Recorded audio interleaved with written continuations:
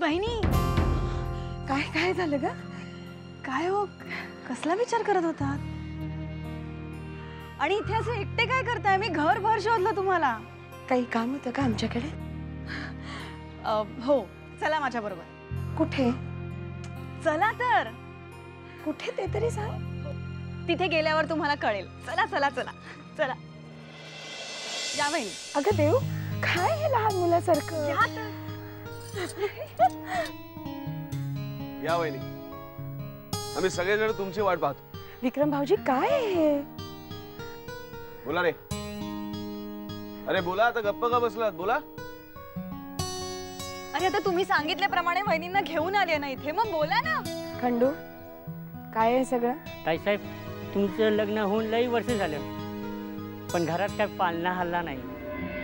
तुमचं दुःख बघून आम्हाला लई वाईट वाटलं, म्हणून आम्ही सर्वांनी मिळून खंडोबाला आम्ही नवस केलाय. आणि खंडोबाने आमचं ऐकलं, म्हणून आम्ही आता नवस फेडून आम्ही इथेच आलो आणि प्रसाद पण घेऊन आलोय. कशासाठी हे एवढं सगळं? ताईसाहेब, तुम्ही वहिनीसारखी काळजी घेतलीत आमची, कधी आम्हाला नोकरासारखं वागवलं नाही. अहो, लय उपकार आहे तुमचे आमच्यावर. मग आम्ही तुमच्यासाठी एवढं केलं तर काय झालं?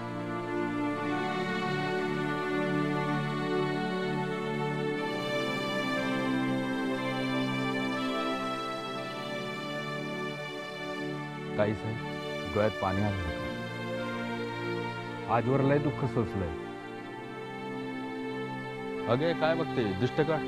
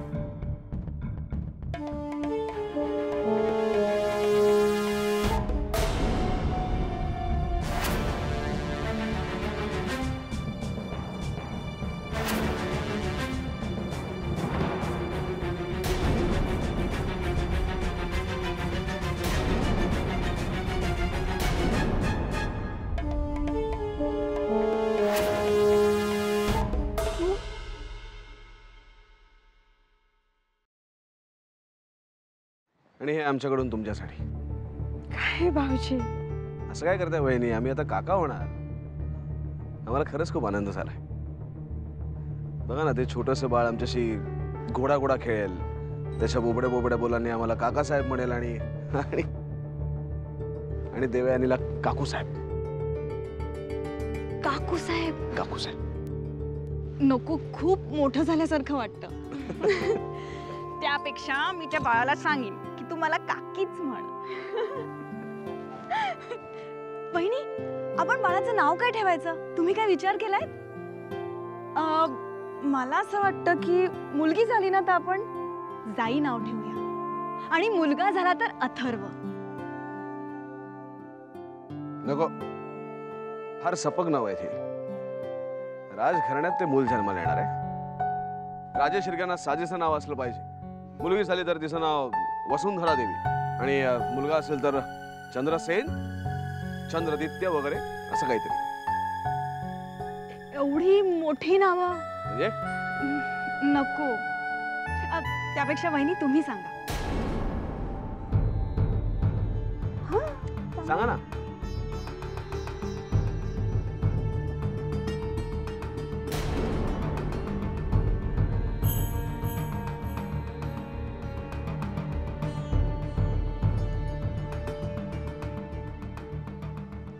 तू नावं सांगितलीस ना, काहीतरी जाई वगैरे, म्हणून त्या नाराज झाल्या. नाही.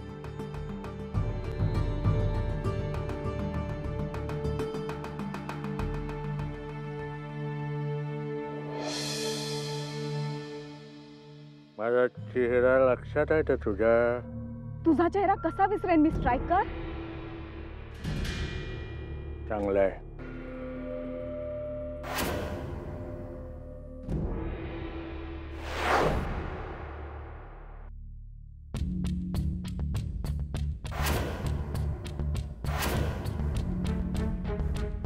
खरंच चांगलं आहे. काय एरवी सुद्धा मी माझा चेहरा कुणाला सहजासहजी विसरू देत नाही साक्षी. राज कुठे आहे? तेच विचारायला तर तुला इथं बोलावलं मी. म्हणजे वा वा वा रे. पक्षी टिपायचा असेल ना साक्षी तर त्याला आधी दाणे टाकावे लागतात. त्या राजसाठी माझे दाणे म्हणजे तू आहे. तू इथं आहेस माझ्याकडे, माझ्या ताब्यात. हे त्याला कळलं ना, असेल तिथनं पोरग धावतील ते. मी समजले नाही. राज तर तुझ्या बरोबर गद्दारी केली त्यानं माझ्याशी, बेईमानी केली. या स्ट्रायकरची बेईमानी केल्याचे परिणाम भोगावे लागतील त्याला. राज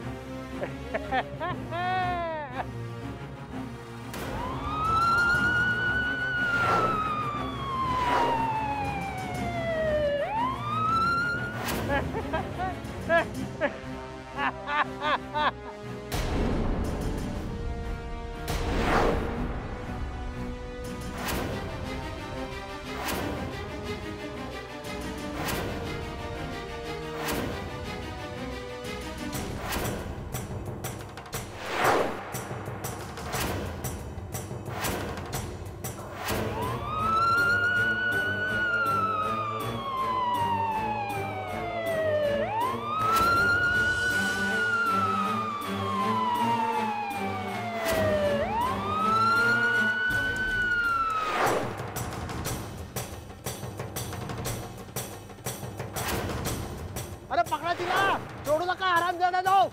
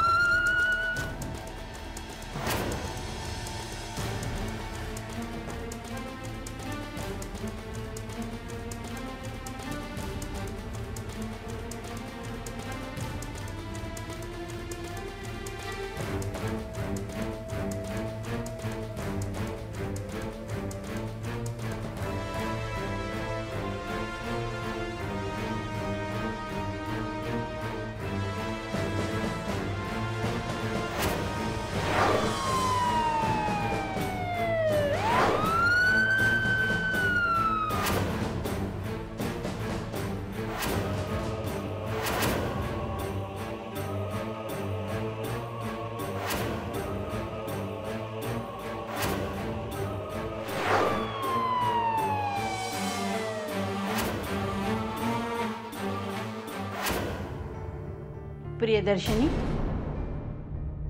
काय झालं?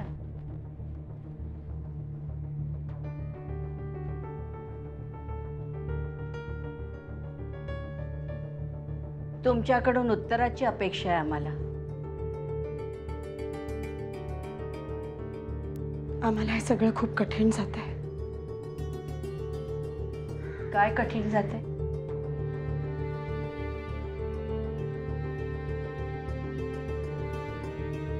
आम्ही असं गरोदर असल्याचं नाटक करणं,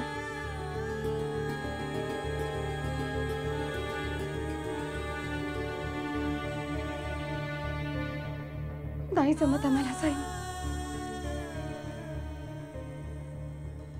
तुम्हाला माहितीये घरात सगळेजण किती खुश आहेत. आम्हाला आनंदी ठेवण्याचा प्रयत्न करताय. आम्हालाही त्यांच्यासमोर सतत आनंदी असल्याचं दाखवावं लागतं. नाही जमत आम्हाला साईमा. जी माणसं आमच्यावर प्रेम करतात त्यांच्याशी सतत असं खोटं वागणं खूप त्रास होतोय साईमा. प्रियदर्शनी, भावनेच्या आहारी जाऊ नका. तुम्हाला आता याची सवय लावून घ्यायला हवी. पण साईमा, सतत खोटं बोलायचं म्हणजे बोलावंच लागेल, कारण हेच खोटं पुढे तुम्हाला आयुष्यभर खरं म्हणून वागवावं लागणार आहे. तुम्ही आई होणार आहात हे खरं मानून चला, म्हणजे तुम्हाला त्रास होणार नाही. सतत असं डोळ्यात पाणी आणू नका. तुम्ही आनंदी आहात असंच सगळ्यांना वाटायला हवंय. इतकं सगळं जमवून आणलंय ना, त्यावर तुमच्या मूर्खपणानं पाणी फिरायला नको.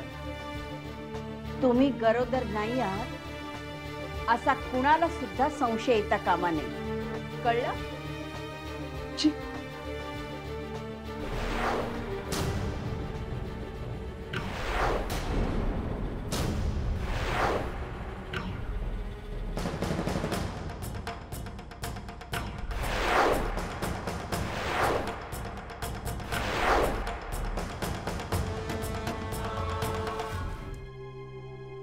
प्रियदर्शनी, तुम्ही आता स्वतःला जपायला हवंय.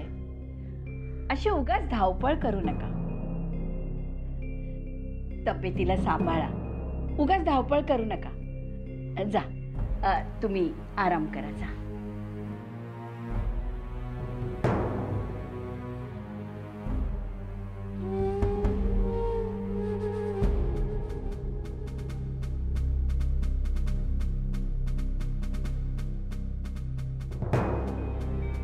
थांब देवयानी.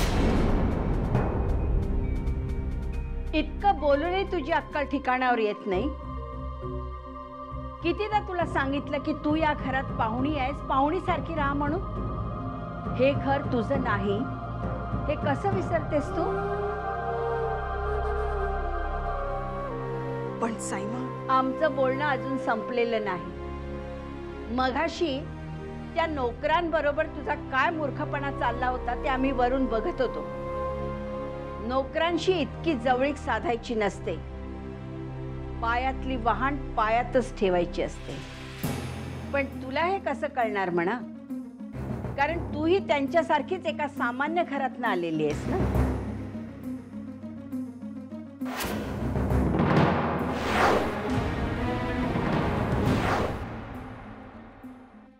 त्या स्ट्रायकरच्या तावडीतून सुटून जाणं एवढं सोपं आहे असं वाटलं तुला साक्षी? लक्षात ठेव, तू इथून तेव्हाच जाऊ शकशील जेव्हा माझी इच्छा होईल. आता ना इथे तुझा तो यार यायला पाहिजे. राज नाही रे?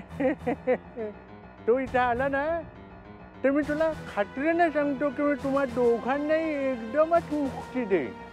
अजिबात त्रास होणार नाही तुला. प्रॉमिस आहे आपलं. तर खरंच रे, काय सुंदर कल्पना आहे.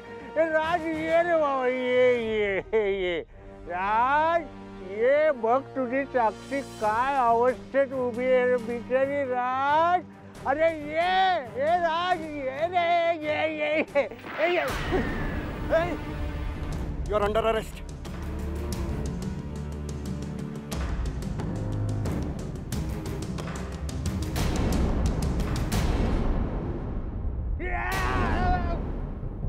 ह्याला बघा, मी त्याला बघतो.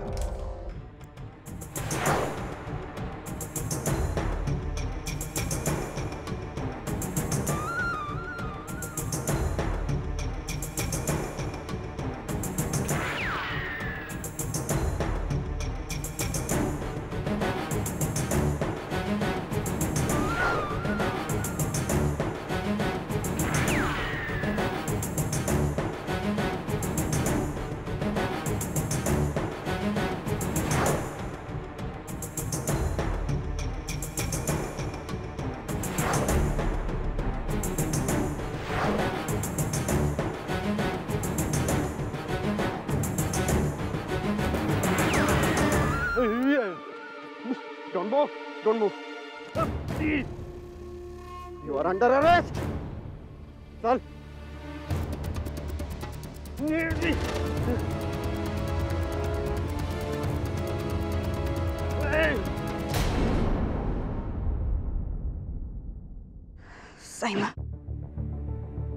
सायमा, प्रिया वहिनींना बाळ व्हावं म्हणून माळी काका आणि खंडूंनी नवस केला होता. त्याचा प्रसाद वहिनींना द्यायचा होता. पुरे, आम्हाला स्पष्टीकरण नकोय. हे राजघराणं आहे. इथल्या चालीरीती वेगळ्या असतात. तुला त्या कळायच्या नाहीत आणि आमची तुझ्याकडून तशी अपेक्षाही नाही. आम्हाला इतकंच म्हणायचंय की या घरात उगाचच कुणाशी नातं जोडायचा प्रयत्न करू नकोस. तू उपरी आहेस या घरात. तू तुझ्या खोलीत राहा ना. या घरात तू वाटेल तशी फिरलेली आम्ही खपून घेणार नाही. तू इथे आहेस ते आदित्य राजेंमुळे. म्हणूनच तुला सहन करतोय आम्ही. सहन तर आम्ही करतोय सायमा.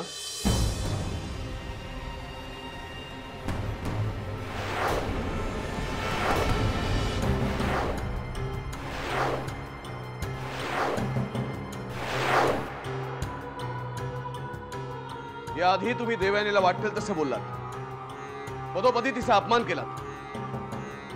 पण यापुढे तिला एकही शब्द बोललेला आम्ही सहन करणार नाही आणि खपून घेणार नाही. आदित्य राजे, तुम्ही कुणाशी बोलताय याचं भान आहे का तुम्हाला? हो, माहिती आहे आम्हाला. आम्ही त्या साईमा राजेशिर्ग्यांशी बोलतोय ज्यांना आपल्या सुनेशी कसं वागावं, कसं बोलावं हेही समजत नाही. आदित्य राजे, आम्ही तुमच्या आई आहोत. आईशी कसं बोलावं हे कळतंय का तुम्हाला? अच्छा,